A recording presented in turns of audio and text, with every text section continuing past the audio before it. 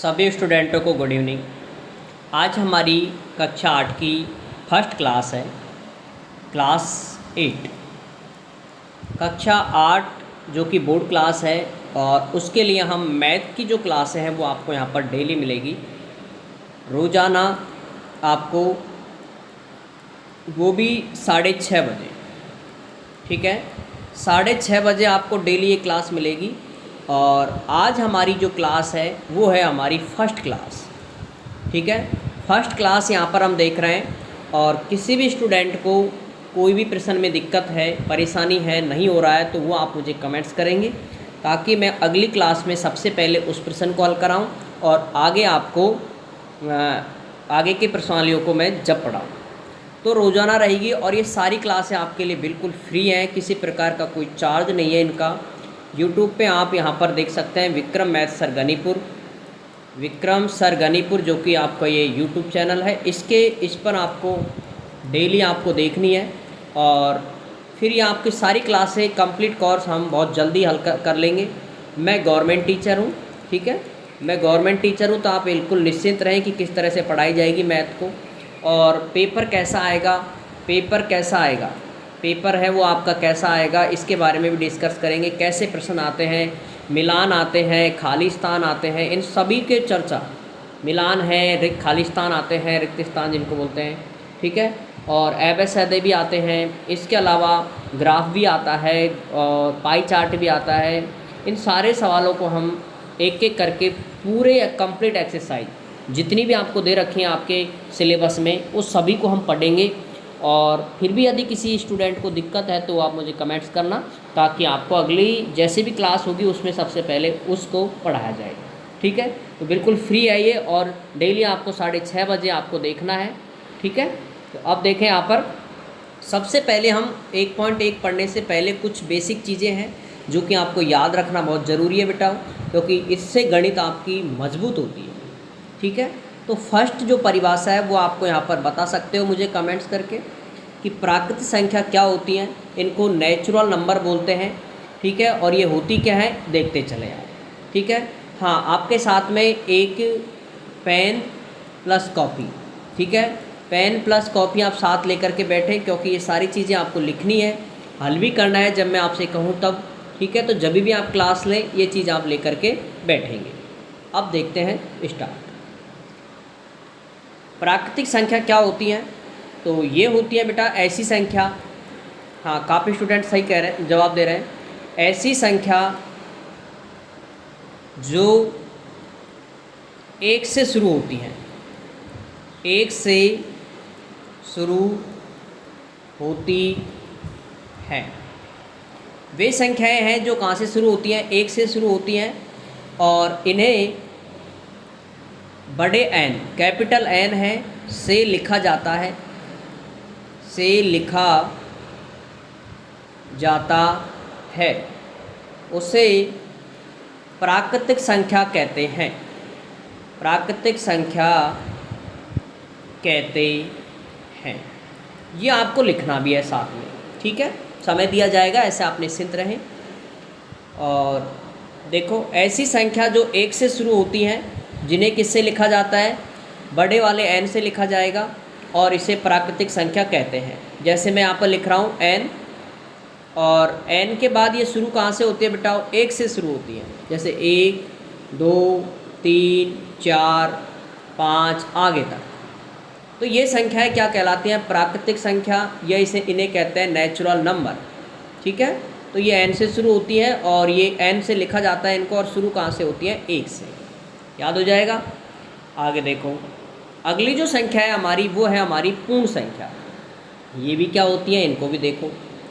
देखो वहाँ यहाँ पर देखो ऐसे दिख रहा है आपको पूर्ण, इसमें देखो ये 0 से बन रहा है ना, तो ऐसी संख्या जो 0 से शुरू होती है, ऐसी संख्या जो 0 से, 0 को शून्य बोलते हैं, ठीक है, 0 या फिर क्या बोलेंगे शून्य, शून्य या 0 से शुरू होती हैं, क्लियर, होती हैं।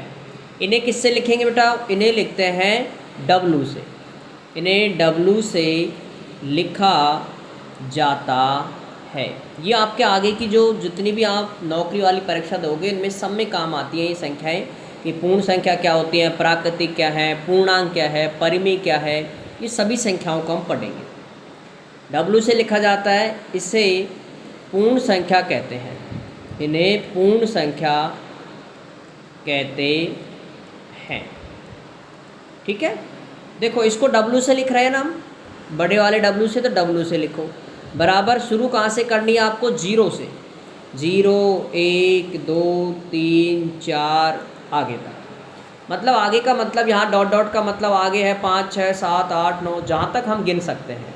ठीक है, वो संख्या आपको यहाँ पर देखनी है। तो पूर्ण संख्या होती है, इनको बेटा होल नंबर बोलते हैं, इसलिए इनको कहते हैं होल नंबर। इसलिए इसको किससे लिखा जाता है, n से, W से। W आ रहा है ना सर, इसको देखो, पिछले वाले को देखो, ये प्राकृतिक संख्या होती है, इनको लिखते हैं नेचुरल नंबर। ठीक है, नेचुरल नंबर से इनको लिखते हैं, इसलिए इनको क्या लिखा जाता है, n। और एक होती है बेटा यहाँ पर इंटीजर, यानी पूर्णांक संख्याएं। पूर्णांक संख्या क्या होती है, देखो ऐसी संख्या, बताओ कोई पूर्णांक संख्या क्या होती है, बिल्कुल हाँ ठीक बता रहे हैं। पूर्णांक संख्या ऐसी संख्या जिसमें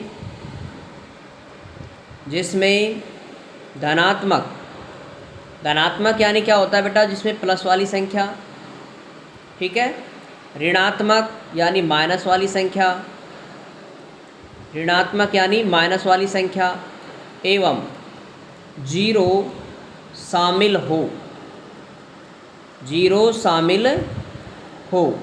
इसे किससे लिखते हैं, इसे I या Z से लिखा जाता है, लिखा जाता है। ठीक है, प्रश्नावली पर हम पहुंच रहे हैं धीरे धीरे, आप निश्चिंत रहें कि प्रश्नावली के सवालों को ही नहीं पढ़ना होता है बेटा, कुछ चीज़ें बेसिक समझनी होती हैं पहले। ठीक है, लिखा जाता है, शामिल हो तो उसे I या Z से लिखा जाता है। और इसे क्या कहते हैं, उसे पूर्णांक संख्या कहते हैं, पूर्णांक संख्या कहते हैं। ठीक है, स्पीड के आप ज़रूर बता देना मुझे कमेंट्स करके कि तेज़ तो नहीं पढ़ा रहे हैं या फिर ज़्यादा धीरे पढ़ा रहे हैं, तो ज़रूर बताना एक बार। ठीक है, देखो पूर्णांक संख्या इनको इंटीजर नंबर बोलते हैं, और इसको किससे लिखता है बेटा, I से। I लिख दो या फिर Z लिख दो, एक ही बात है दोनों का मतलब। इसमें देखो क्या है, धनात्मक संख्याएं और ऋणात्मक संख्याएं, तो पहले से हम लिखेंगे डॉट डॉट, फिर ऋणात्मक संख्याएं लिखेंगे बेटे पहले, -2 -3 -1, इधर भी जा सकता है 4 5 6 माइनस के लेके, इधर 0 और फिर 1 2 3 4 आगे डॉट डॉट। मतलब माइनस में भी इधर भी चल सकती है, -4 -5 -6 -7 -8 इधर की साइड, और 0 भी लिखेंगे, 1 2 3 4 आगे भी 5 6 7 आगे तक संख्याएं चलती हैं। ठीक है, यहाँ पर आगे देखिए, इसके बाद ये संख्याएं हो गई। अब है हमारी परिमेय संख्या, जो हमारे सिलेबस में यहाँ से हमारी कक्षा 8 की शुरुआत होती है। ठीक है, यहाँ से हमारी कक्षा 8 की शुरुआत होती है, और यहाँ से हम एक स्टेप टू स्टेप देखेंगे। एक बार इससे पहले देखो मैंने क्या पढ़ाया था, नेचुरल नंबर किससे शुरू की थी हमने, 1 2 से, 1 से शुरू की थी। ठीक है, दूसरी हमने पढ़ाई थी होल नंबर, यानी पूर्ण संख्याएं, जो कहाँ से शुरू की थी मैंने, 0 से। ठीक है, और एक पढ़ाई थी हमने इंटीजर नंबर, जिसे मैं I से लिख रहा हूँ यहाँ पर, वो थी हमारी -3 -2 -1 0 1 2 और 3 और आगे डॉट डॉट। ठीक है, इधर भी आ सकते हैं, इधर भी। ये संख्याएं, हम तीनों संख्याएं पढ़ चुके हैं। अब इसके बाद देखते हैं हम कौन सी संख्या, परिमेय संख्या। तो ये आपको याद करनी है, इसको मैंने वापस एक बार रिवाइज किया था बस। परिमेय संख्या, परिमेय संख्या देखो क्या होती है, बिल्कुल हाँ सही बता रहे हो, ऐसी संख्या जो, या फिर ऐसी संख्या जिसे P/Q के रूप में लिखा जा सके,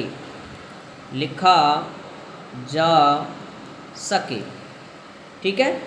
ऐसी संख्या जिसे p/q के रूप में लिखा जा सके जबकि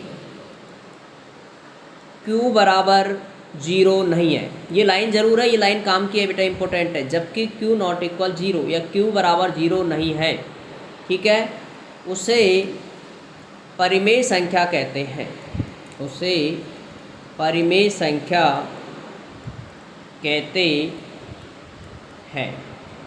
क्लियर यहाँ तक? ये आपको अच्छे से समझ आना चाहिए और आए होंगे कि ये परिभाषाएं आपको याद करनी है, आगे काम आएगी आपको 9वीं में 10वीं में, क्योंकि मैं सभी को पढ़ाता हूँ मैथ, आपको पता है कि 10वीं 8वीं, ठीक है, 6ठी 7वीं 8वीं 9वीं 10वीं, इन सभी में ये चीज़ें काम की हैं। और ये सभी को आपको, चाहे आपके और भी भाई बहन हैं जो 6ठी 7वीं में पढ़ रहे हैं, वो भी इसको देख सकते हैं, ठीक है।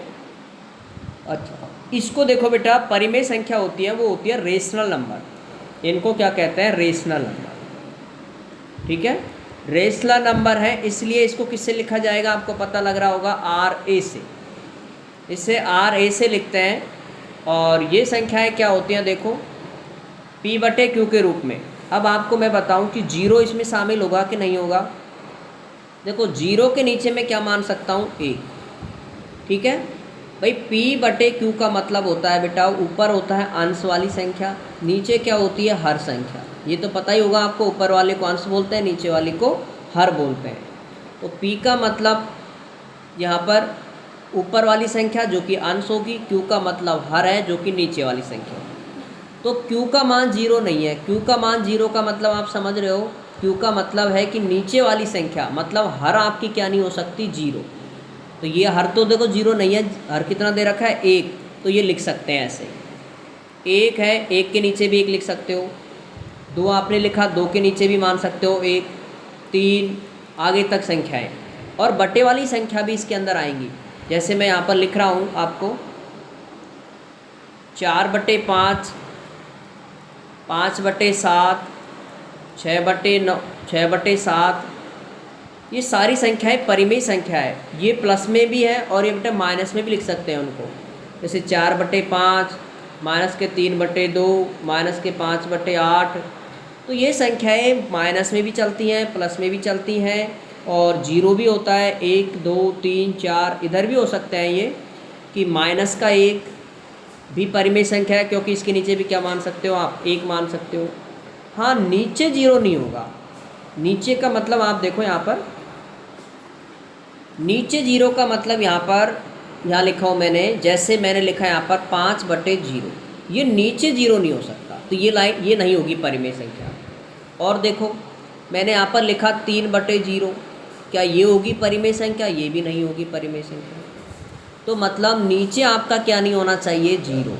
ऊपर 0 हो सकता है, ऊपर 0 हो सकता है, जैसे इसमें 0 है, ऊपर हो सकता है, लेकिन नीचे 0 नहीं हो सकता है। ये याद रखना आपको। आगे देखोगे, इम्पोर्टेंट नियम है यहाँ से, क्रम विनिमय का नियम। ध्यान से देखेंगे। क्रम विनिमय का मतलब क्या होता है बेटा? क्रम विनिमय का मतलब होता है क्रम का बदलना। क्रम का बदलना, ये होता है क्रम विनिमय का मतलब। और योग का मतलब आप जानते हो क्या होता है? प्लस। ठीक है, देखो बहुत अच्छे से और इजी तरीके से समझ आएगा आपको ये। क्रम का बदलते कैसे हैं? जैसे योग के लिए मैंने यहाँ पर लिखा 3 + 2 बराबर 2 पहले लिख दिया मैंने और 3 बाद में लिख दिया। बताओ क्रम बदला कि नहीं बदला? यहाँ देखिए आप, पहले मैंने 3 लिखा, फिर 2 लिखा, यहाँ पहले 2 आ गया, फिर बाद में क्या आ गया? 3 आ गया। तो आपको समझ रहा है कि क्रम बदल दिया। और किसके लिए बदला है? योग के लिए। योग यानी प्लस, प्लस के लिए हमने ये बदला है, तो यहाँ पर क्या लगाना है? दोनों में प्लस ही लगाना है। आगे देखो मैं और उदाहरण देता हूँ। 5 बटे, अभी बटे वाली को अगले में लिखेंगे, 5 + 7, यहाँ क्या आएगा बताओ? यहाँ आएगा बेटा 7 + 5। ये नियम कौन सा है? क्रम विनिमय का नियम है। लेकिन क्रम विनिमय भी किसका नियम काम कर रहा है? यहाँ पर योग का। ध्यान रखेंगे, क्रम विनिमय नियम तो है ये, लेकिन उसमें भी किसका नियम है? ये योग का नियम है। योग यानी जोड़ का नियम। ठीक है। अब इसको बटे वाली संख्या भी देख लो एक बार। मैंने लिखा 5/2 प्लस 3/4, ठीक है। तो ऐसे कैसे इसको मैंने बदल दिया, जैसे 3/4 और इसको लिख दिया मैंने 5/2। समझ आ गया होगा आपको। यहाँ पर माइनस का चिन्ह नहीं लगाएंगे आप, यहाँ माइनस का चिन्ह काम में नहीं लेंगे, क्योंकि यहाँ पर किसका नियम काम कर रहा है, योग का नियम, तो इसलिए जोड़ ही काम में लेंगे आप। क्लियर। आगे देखो, क्रम विनिमय गुणन का नियम। अब क्रम विनिमय का मतलब वही किसका बदलना बेटा, क्रम का बदलना, क्रम का बदलना। समझ आ रहा होगा बहुत अच्छे से, क्रम का बदलना। अब क्रम का बदलना है तो अब देखो किसके लिए बदल रहा है बेटा, गुणा के लिए। किसके लिए, गुणा के लिए। तो गुणा के लिए देखो, अभी हमने लिखा था 2 + 3, यहाँ क्या प्लस आएगा क्या, नहीं। यहाँ क्या करना है आपको, यहाँ लिखना है आपको 2 × 3 बराबर वही लिखेंगे 3 × 2। क्रम तो बदलेंगे लेकिन चिन्ह किसका लगाएंगे यहाँ पर, गुणा के लिए, क्योंकि नियम किसका है, ये गुणा का नियम है, इसलिए गुणा लगाएंगे। और देखो 5 × 7 लिख देता हूँ मैं, तो यहाँ पर क्या आएगा, 7 × कितना आएगा, 5, ठीक है। यहाँ आप माइनस का चिन्ह लगा सकते हो, जैसे मैं आपको बताऊँ। ऐसे भी लिख सकते हो इसको कि -2, इसको कोष्टक बंद करेंगे, गुणा 3। अब देखो इसको क्या लिखूँगा मैं, इसको लिखूँगा 3 पहले बेटा, फिर गुणा और फिर -2। यहाँ गुणा माइनस का चिन्ह काम में ले सकते हैं।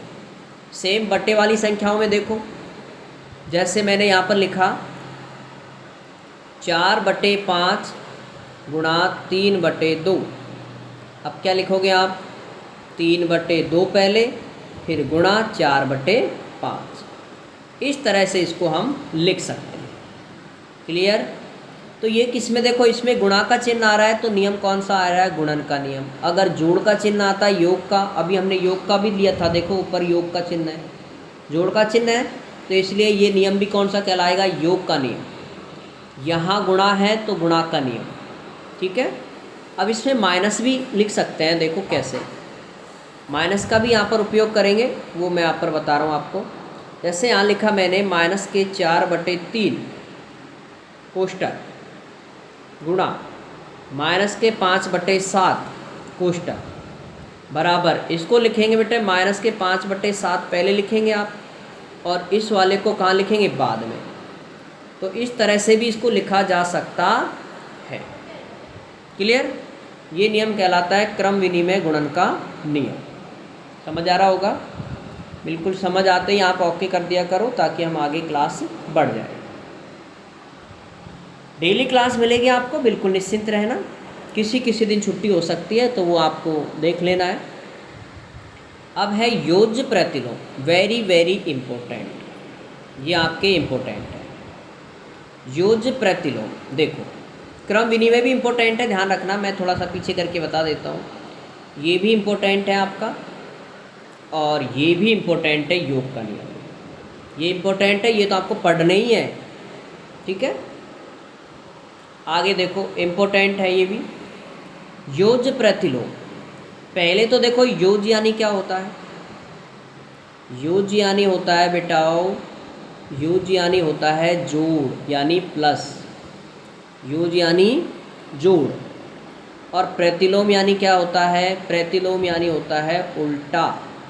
क्या होता है, उल्टा।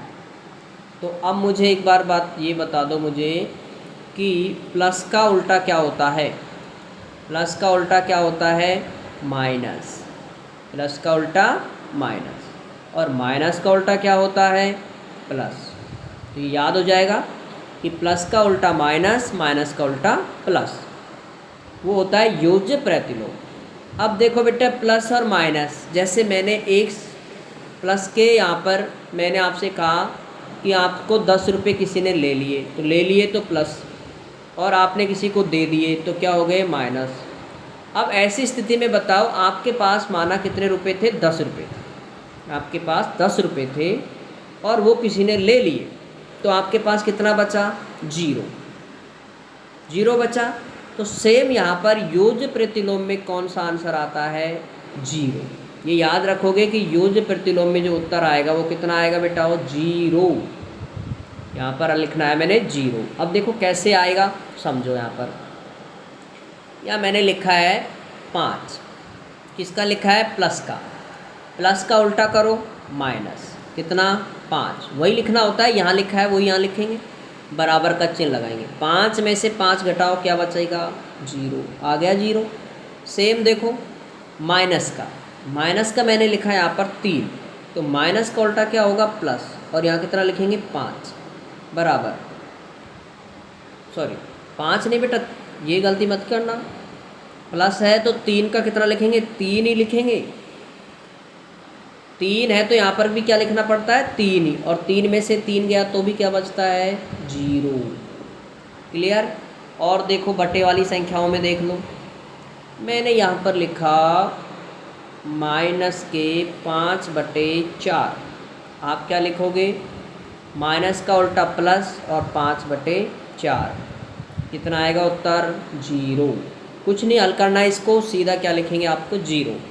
और देखो यहाँ पर मैंने लिखा 8/7, लेकिन चिन्ह किसका लगाया, कुछ नहीं लगाया, तो किसका मानेंगे आप, प्लस का चिन्ह मानेंगे। और इसका उल्टा माइनस, क्या आएगा, 8/7, और फिर इसका उत्तर कितना आएगा, 0। क्लियर यहाँ पर। तो ये होता है बेटा योज्य प्रतिलोम। आपको यहाँ पर आंसर कितना आना चाहिए सबका, 0 0 0। ठीक है, 0 0 आ रहा है, तो 0 आ रहा है तो कौन सा नियम करेंगे काम में, योज्य प्रतिलोम। क्लियर। आगे देखो गुणन प्रतिलोम।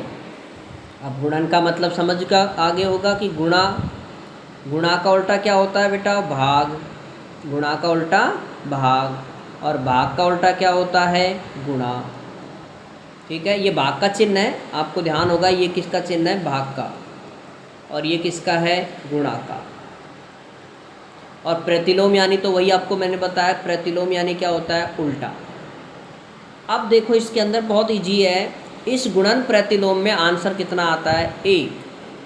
यहाँ पर उत्तर कितना आता है, 1, और वहाँ योज्य में कितना आता है, 0। याद रखोगे आप। देखो आगे, जैसे मैंने यहाँ पर लिखा 5, ठीक है, तो पहले तो देखो 5 का प्रतिलोम याद करना है। जैसे 5 का गुणन प्रतिलोम लिखो, ऐसे प्रश्न आ गया, 5 का गुणन प्रतिलोम ज्ञात करो या लिखो। देखो आंसर क्या आएगा। पहले तो देखो बेटे 5 का क्या लिखना है आपको, 5, और 5 के नीचे मानेंगे 1, मान लिया 1। फिर इसका उल्टा करेंगे। उल्टा कैसे करेंगे कि एक नीचे है वो कहाँ जाएगा, ऊपर, और 5 ऊपर है वो कहाँ जाएगा, नीचे। मतलब इसका उल्टा करेंगे हम, 1 है नीचे है तो ऊपर चला जाएगा, ऊपर है तो नीचे, और बराबर। इसको 5 से 5 कट गया, 1 से 1 कट गया, तो क्या बचेगा, 1 आंसर। ठीक है, ऐसे ही देखो। और मैं लिखूँ यहाँ पर थोड़ा, यहाँ लिखा मैंने 5/4, तो इसका प्रतिलोम कितना होगा, 4/5। मतलब इसका उल्टा करो, और कितना आएगा, 4 से 4 कट गया, 5 से 5 कट गया, तो उत्तर 1। अब माइनस का भी लिख सकते हैं यहाँ पर। देखो माइनस के 5/3 गुणा क्या करेंगे, 3, और नीचे क्या आएगा, माइनस के 5। काटो इनको सबको, कितना आएगा उत्तर, 1। 5 से 5 कट गया, माइनस से माइनस भी कट गया, 3 से 3 कट गया, आंसर आया 1। तो ये कहलाता है आपका कौन सा बेटा, गुणन प्रतिलोम। आप एक रजिस्टर बनाएंगे, उस रजिस्टर में इन सबको लिखेंगे, ताकि बोर्ड के एग्ज़ाम जब आप दोगे तो उस समय आपको अलग से नहीं देखना नहीं पड़े, उसमें से पढ़ लो और आंसर दे दो। अब ये करने के बाद अब हमारी प्रश्नावली शुरू होती है 1.1। क्लियर। कौन सी होती है, 1.1। अब देखो इसमें देखो पहला क्या दे रखा है, पढ़ो। निम्नलिखित प्रत्येक के गुणन के अंतर्गत उपयोग किए गए गुणधर्म या गुण का नाम लिखिए। इसमें आपको गुणधर्म के नाम लिखने हैं। अभी हमने गुणधर्म जो पढ़े थे उनके नाम लिखना है। जैसे पहला प्रश्न मैं यहाँ पर लिख रहा हूँ वापस, माइनस के 4/5 गुणा 1 बराबर 1 गुणा माइनस के 4/5, इसको कोष्टक में लिखा है, और बराबर लिखा है -4/5। तो ये कौन सा गुणधर्म है, आपको इसके गुणधर्म का नाम लिखना है।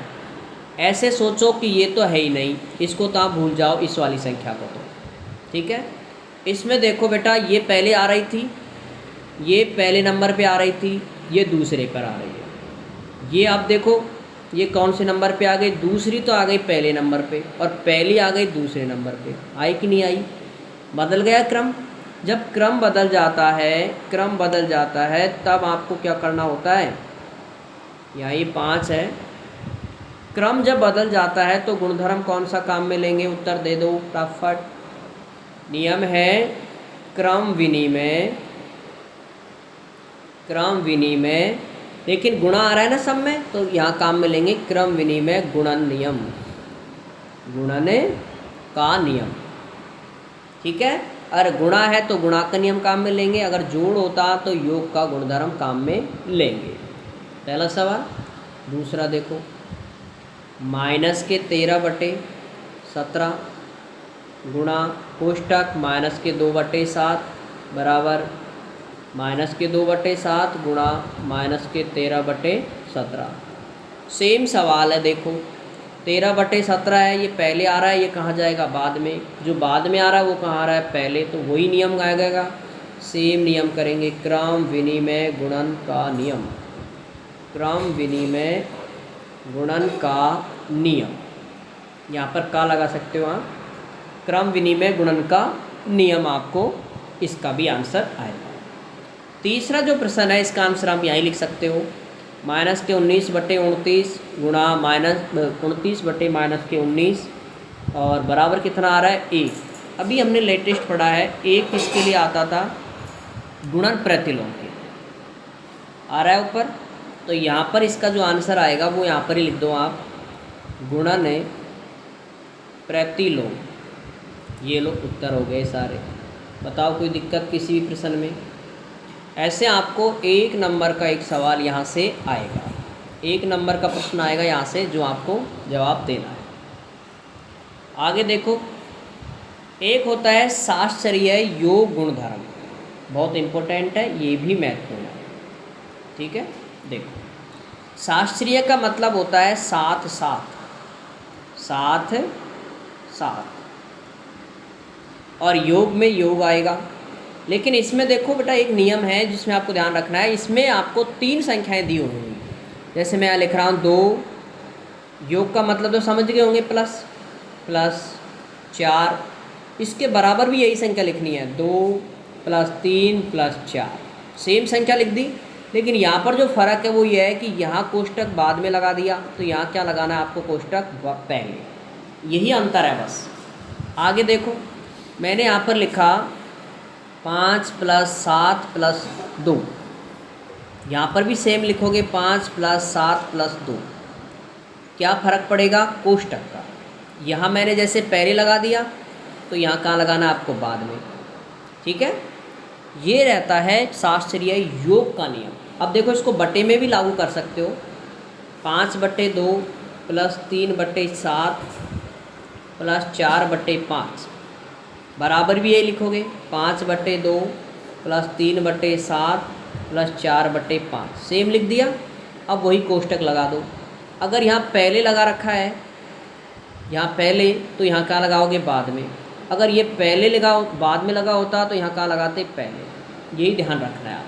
और योग में क्या आएगा, प्लस का चिन्ह आएगा। आगे देखो, ये आपका सवाल है, और उससे पहले आपको ये नीचे वाला गुणधर्म पढ़ेंगे पहले, फिर सवाल हल करेंगे। ये देखो, शास्त्रीय गुणधर्म, गुणन गुणधर्म, गुणन की बात कर रहा है, तो आपको क्या करना है, गुणा। क्या करना है, गुणा। देखो 2 × 3 × 4, अभी मैंने क्या किया था, ऊपर योग वाले में प्लस किया था, यहाँ गुणा करना है, 2 × 3 × 4। अब देखो इसमें क्या आएगा, वही कोष्टक लगाएंगे बेटा, कोष्टक वही लगाना है आपको कि यहाँ बाद में लगाया है, तो यहाँ कहाँ लगाओगे, पहले। ठीक है, यहाँ अगर आपने बाद में लगाया है, तो यहाँ कहाँ लगाओगे, पहले। क्लियर। और यदि आपने इसको पहले लगा दिया, ये पहले लगा दिया, तो फिर यहाँ कहाँ लगाओगे आप, बाद में लगाओगे, ये ध्यान रखना है। बटे में भी आपको ऐसे ही करना है, जैसे 5/3 गुणा 4 गुणा 3/5 ये लिख दिया। इसके बराबर में भी यही लिख दो, 5/3 गुणा 4 गुणा 3/5। अब देखो इसमें क्या आएगा, अगर आप पहले लगाते हो तो इसमें कहाँ लगाना है आपको, बाद में। क्लियर, समझ आ गया होगा निश्चित रूप से। और गुणधर्म का नाम भी समझ आ गया होगा आपको, शास्त्रीय गुणधर्म का नियम। देखो क्वेश्चन नंबर है आपका दूसरा, सेम सवाल देख सकते हो आप। क्या दे रखा है बेटा, 1/3 गुणा 6 गुणा 4/3 ये कोष्टक दे रखे हैं, बराबर 1/3 गुणा 6 और गुणा दे रखा है 4/3। यहाँ कोष्टक बाद में है और यहाँ पर कहाँ पहले। तो इस गुणधर्म का नाम क्या लिखेंगे, ये वाला लिखेंगे। गुणधर्म है शास्त्रीय गुणन गुणधर्म, ठीक है, ये आपको लिखना है। ये आपका हो गया आंसर। तो अब आपको लगभग पूरी एक्सरसाइज मैंने कंप्लीट करा दी। हमारी 1.1 आज एंड हो गई है। और इसमें किसी को अगर दिक्कत है तो आप मुझे कमेंट्स कर देना।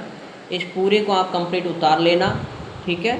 तो इस चीज़ का ध्यान रखें, किसी भी प्रश्न में अगर आपको दिक्कत है तो वो आप मुझे ज़रूर बताएं। और कैसा आपको और स्पीड से पढ़ाना है या और धीरे पढ़ाना है, ये आप मुझे ज़रूर बता देना, ताकि मैं उस हिसाब से अगली क्लास में पढ़ाऊँ, ठीक है।